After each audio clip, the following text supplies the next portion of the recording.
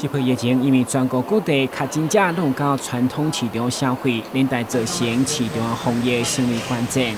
根据经发局表示，目前台南的传统市场拄来拢有进行实联制甲出入的管控，透过甲外省平台合作，避免消费者自集的风险，也互摊商减少疫情的冲击，甚至会当拓展生意。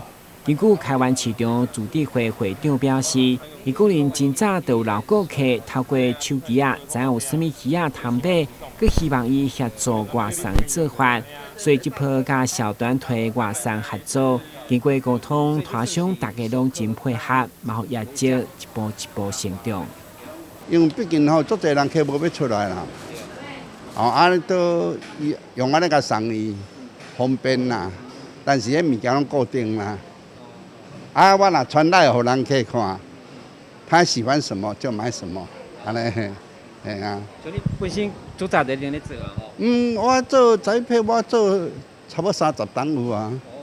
嘿啊，我做早就本来，拢北部、中部来咧买，因为伊迄种我会送你，你去送伊吼，无你甲我买，你会送伊吼，感觉讲安尼袂歹，伊就。爱买啥物物件，甲我讲咧，我处理你的，甲整控起来，甲行过安尼。摊商配合状况安那？摊商配合，目前大家真踊跃啦，因为毕竟无大家摊商拢用啦，有个摊商无爱安尼无用啦。阮遮有配合的，这大家拢讲袂歹啊。另外，伫大菜市，因为市场规模愈大，消费者会当选择的摊商愈多，而且做伙买。伫疫情期间，政府阁有补助运费，主治会嘛相当肯定，生意成长袂少。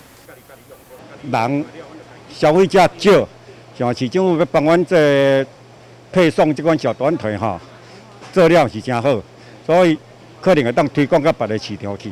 因为阮东菜市的小短腿，市政府阮辅导的吼。